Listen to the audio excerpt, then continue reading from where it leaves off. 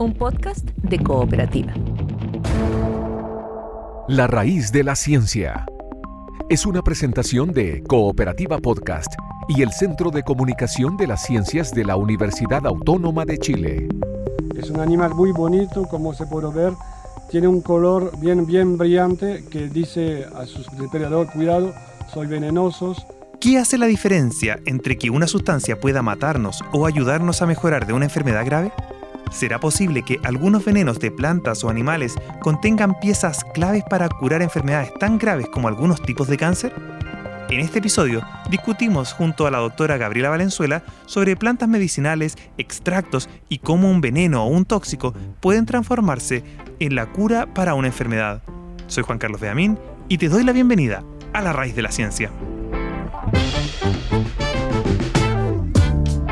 La Raíz de la Ciencia es un proyecto financiado por el programa Ciencia Pública del Ministerio de Ciencia, Tecnología, Conocimiento e Innovación.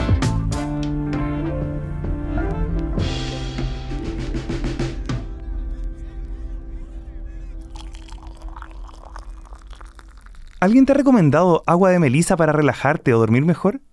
¿O quizás has tomado agua de manzanilla tras el almuerzo con el fin de evitar algún dolor o espasmos? ¿Te has preguntado, ¿serán realmente útiles tomar estas infusiones o son simplemente mitos? La ciencia se ha encargado de corroborar algunas de las propiedades de las hierbas que se han usado como remedios en civilizaciones tan antiguas como la egipcia o China, por ejemplo.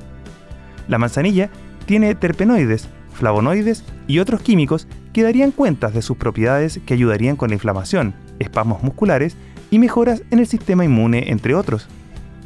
Pero así como algunas plantas poseen ciertos componentes que las hacen buenas para tratar ciertos dolores, también existen otras altamente venenosas e incluso letales. Por ejemplo, la cicuta, una planta que sus hojas y tallos tienen ciertos parecidos con el de la zanahoria y perejil, posee sustancias que afectan al sistema nervioso central y pueden matar a un ser humano tras consumir tan solo unos pocos gramos de su fruto. O incluso podemos sufrir intoxicaciones si nos alimentamos de carne o leche de un animal que la haya ingerido.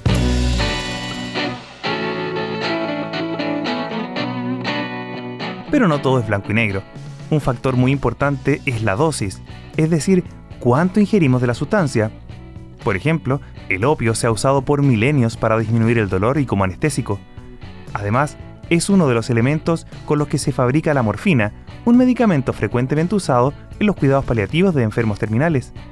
Pero su uso genera dependencia y las sobredosis de opio o morfina tienen efectos secundarios que pueden ser graves, como mareos, náuseas, cambios de humor, irritabilidad y a largo plazo, huesos quebradizos, cambios hormonales y complicaciones intestinales, entre otros. Hoy contamos con mucha más tecnología que permite, además de aislar los componentes activos naturales, poder producirlos o sintetizarlos en el laboratorio y así disminuir considerablemente los tiempos y costos de producción de un medicamento. Pero la medicina y la farmacología han ido más lejos. Desde hace varias décadas existe un nuevo enfoque, más ligado a la ingeniería y los avances en el poder de cómputo, que es el diseño racional de medicamentos. Básicamente, se conoce el microorganismo invasor o el problema que nos afecta y se desarrollan moléculas específicas. Luego, se hacen simulaciones computacionales con miles de moléculas y las más exitosas se estudian en mayor profundidad. Lo que se hace es diseñar medicamentos a medidas, y esto solo ha sido posible gracias a que se conoce mejor el funcionamiento de nuestro organismo y de las interacciones con las diferentes moléculas, bacterias o virus.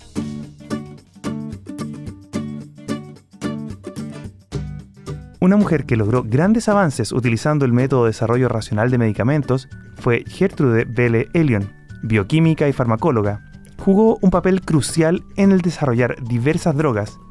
Ella y su equipo usaban las diferencias bioquímicas y metabólicas entre células humanas y las de patógenos como las células cancerígenas, protozoos, bacterias y virus. Diseñaban los fármacos para eliminar o inhibir la reproducción de estos agentes sin afectar las células humanas. A principios de los años 40, poco se sabía sobre los ácidos nucleicos. El trabajo de Gertrude, en compañía de George Hitchings, comenzó a dar grandes frutos en pocos años. Para 1948, habían descubierto un compuesto capaz de tener ciertos avances en el tratamiento de la leucemia, pero que tenía efectos secundarios fuertes como náuseas y vómitos.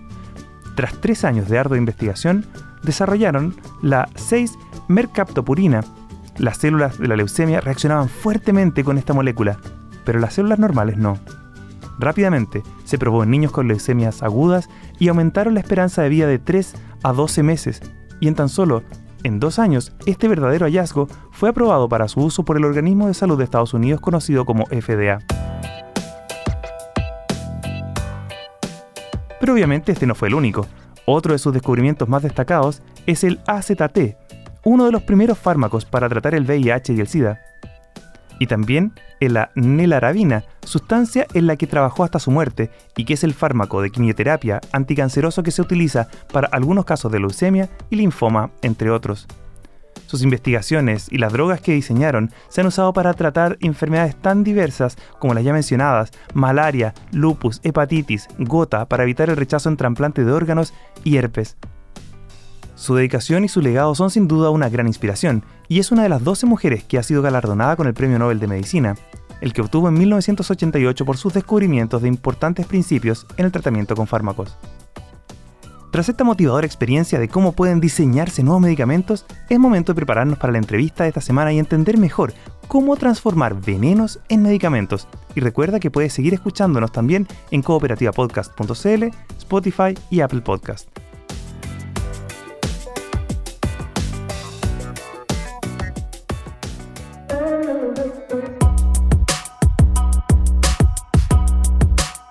Es un placer presentarles a Gabriela Valenzuela, doctora en Ciencias Farmacéuticas, docente e investigadora de la Universidad de Chile. Gabriela, bienvenida a La Raíz de la Ciencia.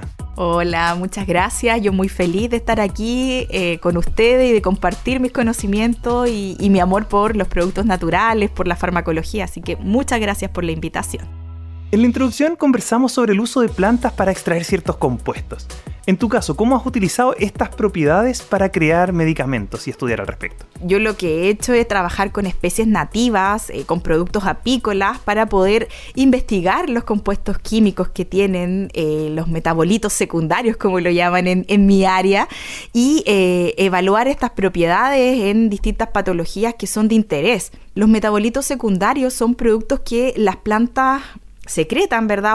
O elaboran, no necesariamente lo secretan, pero lo elaboran para defenderse del medio externo, defenderse de la radiación UV, y muchos de ellos pueden tener propiedades benéficas. Muchas veces nos dejamos también llevar por la información que nos ofrece la medicina tradicional, ¿verdad? Muchas veces está el comentario de la abuelita que dice, oye, estas hojitas de matico sirven para, por ejemplo, el dolor estomacal, las úlceras, y claro, se ha demostrado con la investigación que el matico, efectivamente, una especie nativa chilena, tiene principios activos, metabolitos secundarios que sirven para la cicatrización, que son analgésicos, antiinflamatorios, antimicrobianos. Entonces, validar el uso folclórico, eso es algo que nos motiva mucho acá.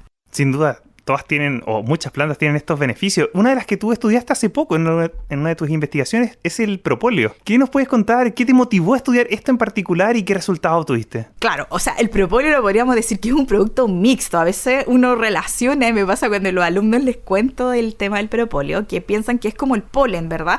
El propóleo es un producto que elaboran las abejas en base a recolección de exudados de las especies vegetales que están circundantes a la colmena. Entonces ahí hay una mezcla, ¿verdad?, de varios productos naturales, por decir de alguna forma, de los exudados de las plantas, mezclado con secreciones salivales, y de esa forma elaboran el propóleo, y las abejas son súper inteligentes, o sea, son animales, como dice Einstein, si no existiera la abeja, la humanidad no le queda mucho, ¿verdad? Entonces, las abejas lo ocupan para embalsamar insectos, para proteger la colmena, ¿ya? Entonces, por eso se llama propóleo, polis frente a la ciudad. Entonces, la investigación que nosotros realizamos en relación a los propóleos fue evaluar la calidad de estos propóleos, identificar la composición química y también validar los usos terapéuticos, o más bien comprobar o demostrar la eficacia de ello en actividad antiinflamatoria, antioxidante, antimicrobiano, porque hay como una generalización respecto a los propóleos y que todos son antimicrobianos, por ejemplo, todos tienen una determinada propiedad, y hay veces que no, y nos dimos cuenta que el propóleo, como se elabora en base a la flora circundante, ¿verdad? Hay propóleos que pueden ser más activos que otros. Sin duda, pero también, así como hay cosas buenas en la naturaleza, a veces también nos topamos con plantas que son venenos. ¿Cómo se pueden usar o cómo se pueden transformar a veces estas propiedades para terminar teniendo un medicamento o un alimento? Claro, o sea, como he mencionado anteriormente, las plantas liberan metabolitos secundarios que van a tener funciones específicas para ellas. Entonces, de esa forma, las plantas liberan estos metabolitos secundarios de distintas familias químicas con distintas propiedades, pero estos metabolitos pueden ser tóxicos para nosotros. Pasa mucho con esta familia muy reconocida de metabolitos secundarios que ha arrojado muchos medicamentos al mercado que hoy día son de síntesis, pero que en sus orígenes fueron extraídos de productos naturales, como por ejemplo la morfina, que es un ejemplo clásico. Derivado del opio. Claro, el opio. Pero tenemos que tener en cuenta que siempre hay un margen de seguridad. Y por eso, por ejemplo, en el caso que tú me comentabas, es de conocimiento público, ¿verdad? Que las papas verdes, por ejemplo, liberan solanina, y la solanina es un alcaloide tóxico. Entonces, por eso uno tiene que consumir las papas ya en una etapa más madura. Lo mismo pasa con, en realidad, todas las familias de la solanácea, donde está el tomate también. El natre, que es muy conocido también, también tiene solanina, y la solanina es la tóxica, ¿verdad?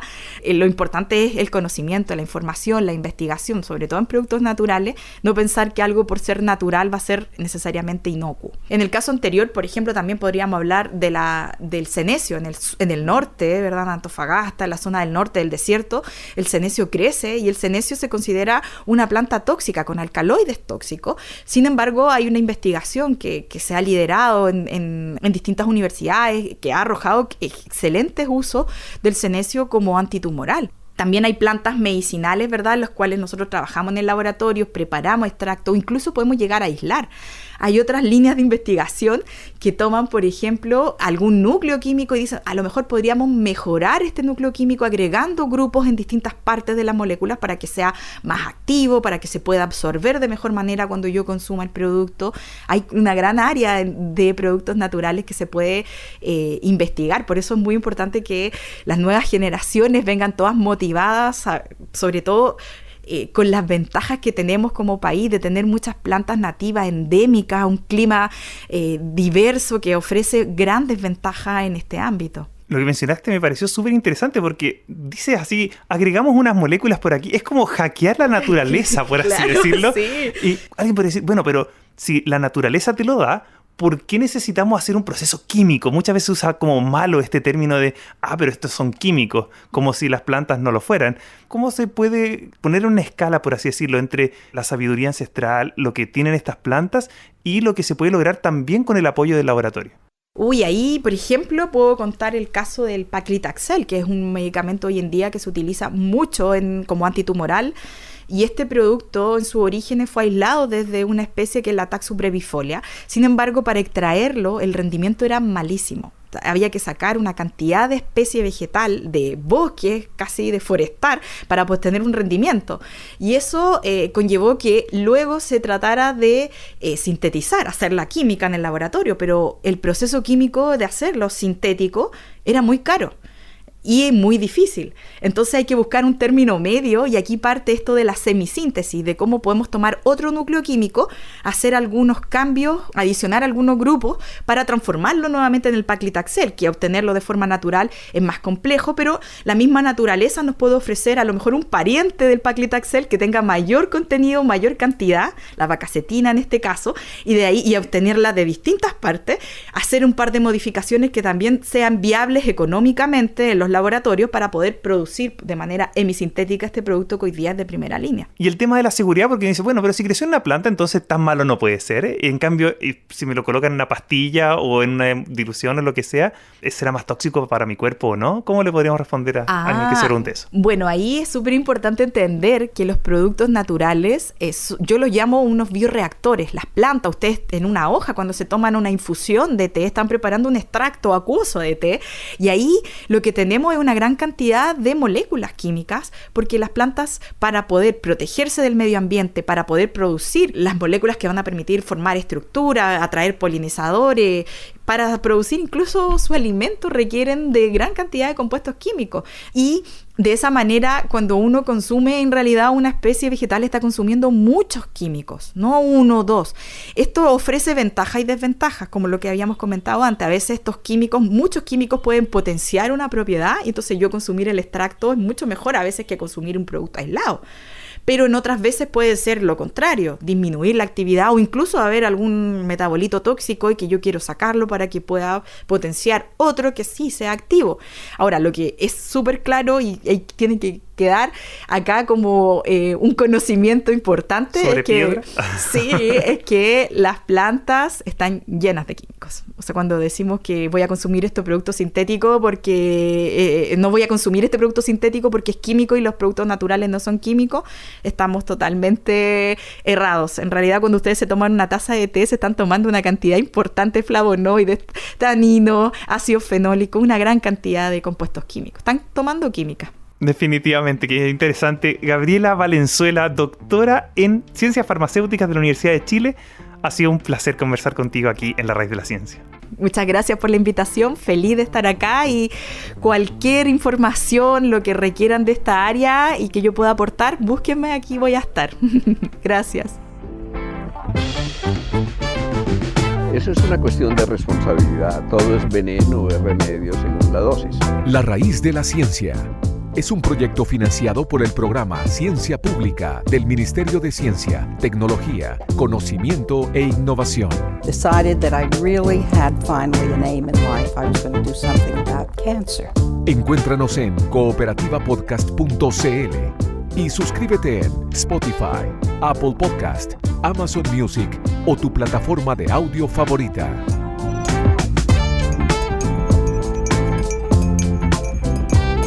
La Raíz de la Ciencia es una presentación del Centro de Comunicación de las Ciencias de la Universidad Autónoma de Chile y cooperativapodcast.cl. Otra forma de escuchar.